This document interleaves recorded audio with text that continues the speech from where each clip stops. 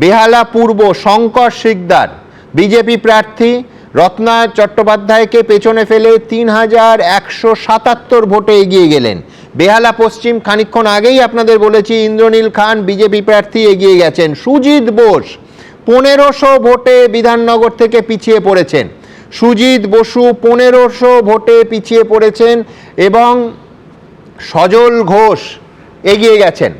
আবার বলছি, আমি যে মুহূর্তে ফিগার পাবো আপনাদের সামনে বলবো, কিন্তু বহু কেন্দ্রে কলকাতা এবং কলকাতা সংলগ্ন শহরতলির বহু কেন্দ্রে বিজেপি প্রার্থীরা এগিয়ে, যারা প্রথম কয়েক রাউন্ডে দ্বিতীয় অথবা তৃতীয় রাউন্ডের ক্ষেত্রে পরেও পিছিয়ে ছিলেন, তারা ক্রমশ এগিয়ে যাচ্ছেন। এই মুহূর্তে দেখতে পাচ্ছেন সুজিত বোস যদিও কম মার্জিন ১৫০০ ভোটে পিছিয়ে গেছেন বিধাননগরে, রাজ্যের বিদায়ী মন্ত্রী। এই মুহূর্তে এগিয়ে থাকার নিরিখে বিজেপি তাদের গ্যাপটা আরও বাড়িয়ে নিয়েছে। ১১৯ বিজেপি এবং তৃণমূল কংগ্রেস ৮৯, বামফ্রন্ট ১, কংগ্রেস ০, অন্যান্যরা যার কথা এতক্ষণ শুনছিলেন হুমায়ুন কবির ১। আবার বলছি ১১৯ বিজেপি এবং ৮৯ তৃণমূল কংগ্রেস। সজল ঘোষ দেখতে পাচ্ছেন একেবারে এই মুহূর্তে স্ক্রিনে বিজেপি প্রার্থী, তিনি সায়ন্তিকাকে পিছনে ফেলে এগিয়ে গেছেন। বিশ্বনাথ চক্রবর্তীর কাছে যাব। এই প্রথম মানে সারা রাজ্যে বিজেপি, সারা দেশে বিজেপি শহর থেকে গ্রামে ক্ষমতায় দখল করেছে। সারা ভারতবর্ষে বিজেপির ইতিহাসে ব্যতিক্রম ছিল, এখানে গ্রাম থেকে শহর ঘেরা, মানে গ্রামে বারবার জিতছিল কিন্তু শহরের মানুষ বাধ্য করে রেখেছিল বিজেপিকে। এবার মনে হয় সাপমূর্তি এবং পরিবর্তনের ইঙ্গিত কিন্তু শহরই দিচ্ছে। শহরের একের পর এক উত্তর থেকে দক্ষিণ কলকাতা শহরের বিভিন্ন বিধানসভা কেন্দ্রে কিন্তু এই মুহূর্তে বিজেপি এগিয়ে আছে। বেহালা পূর্ব, বেহালা পশ্চিম, মানিকতলা, শ্যামপুকুর, জোড়াসাঁকো, পাশের বরানগর কনস্টিটিউয়েন্সি, বিধাননগর কনস্টিটিউয়েন্সি, উত্তরের শিলিগুড়ি কনস্টিটিউয়েন্সি, অর্থাৎ আপনি এবং আসানসোল, দুর্গাপুরের মতন শহরাঞ্চলেও মানে কার্যত গেরুয়া ঝড় চলছে। ফলে শহরাঞ্চলের যে মানুষের ক্ষোভ বিক্ষোভ, যেটার প্রবণতা কিছুটা আমরা লোকসভা নির্বাচনে দেখতে পেয়েছিলাম, কলকাতা কর্পোরেশনের প্রায় ৫৪টা ওয়ার্ডে তৃণমূল কংগ্রেস পিছিয়ে ছিল, সেই প্রবণতা শুধু জারি নয়, তার থেকে কয়েক গুণ বাড়ার সম্ভাবনা কিন্তু দেখতে পাচ্ছি।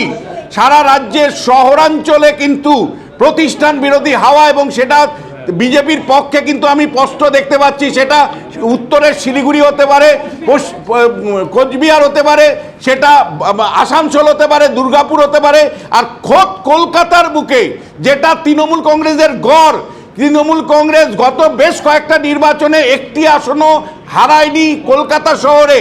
সেই কলকাতাতে কিন্তু এই মুহূর্তে ৬টা আসনে কিন্তু আমরা দেখতে পাচ্ছি যে তৃণমূল কংগ্রেস পিছিয়ে আছে বিজেপির থেকে। ফলে শহরাঞ্চলে মানুষের যে ক্ষোভ বিক্ষোভ, এবং এই প্রবণতা যদি জারি থাকে সুমনদা, তাহলে অতিরিক্ত যে ভোট পড়েছে ৯৩%, যেখানে বলা হচ্ছিল উচ্চবিত্ত এবং উচ্চ মধ্যবিত্তের একটা বড় অংশ নিয়েছেন এবারের নির্বাচনে, ৯৩% মানুষ ভোট দিয়েছেন। এই অতিরিক্ত মধ্যবিত্ত এবং উচ্চবিত্তের ভোটটা কি তাহলে শেষ পর্যন্ত বিজেপির পক্ষে গেল? আর ১ ঘন্টা তার মধ্যেই বলতে পারবো। তবে পরিবর্তনের স্পষ্ট ইঙ্গিত আছে। বিরাট ঝড়, ২/৩ আসন নিয়ে বিজেপি জিতবে এমন নয়, কিন্তু পরিবর্তনের স্পষ্ট ইঙ্গিত কিন্তু সুমনদা দেখতে পাচ্ছি। এই কারণেই বলছি যে বিজেপি তার নিজের পুরনো আসনগুলো ধরে রাখতে পারছে, আর হলো একের পর এক জেলা জুড়ে আমি দেখতে পাচ্ছি যে বহু আসন কিন্তু এই মুহূর্তে তৃণমূল কংগ্রেসের হাতছাড়া হচ্ছে। সেটা কলকাতা শহরাঞ্চল হতে পারে। আরেকটা ইম্পর্টেন্ট ফ্যাক্টর আপনাকে বলতে পারি যে পূর্ব বর্ধমানের ১৬টা আসন, আর পাশের জেলা হাওড়াতে ১৬টা আসন, এটাতে কার্যত কোনো দিনই বিরোধীরা দাঁত ফোটাতে পারেনি। কিন্তু পূর্ব বর্ধমানের একাধিক আসনে এই মুহূর্তে তৃণমূল কংগ্রেস পিছিয়ে আছে। এমনকি হাওড়ার মতন জেলা, উত্তর হাওড়া, বালি থেকে শুরু করে শিবপুর, শ্যামপুকুর, একের পর এক কনস্টিটিউয়েন্সিতে কিন্তু আমরা দেখতে পাচ্ছি যে এই মুহূর্তে কিন্তু তৃণমূল কংগ্রেস পিছিয়ে আছে। অর্থাৎ যে জেলাগুলোতে বলা যায় যে একতরফাভাবে তৃণমূল কংগ্রেস জয়ী হতো, দক্ষিণ ২৪ পরগনা জেলা, সেখানে ৪-৫টা আসনে এই মুহূর্তে বিজেপি এগিয়ে আছে। হাওড়া জেলাতে ৪টি আসনে এগিয়ে আছে। পূর্ব বর্ধমান জেলায় ৬টি আসনে এগিয়ে আছে।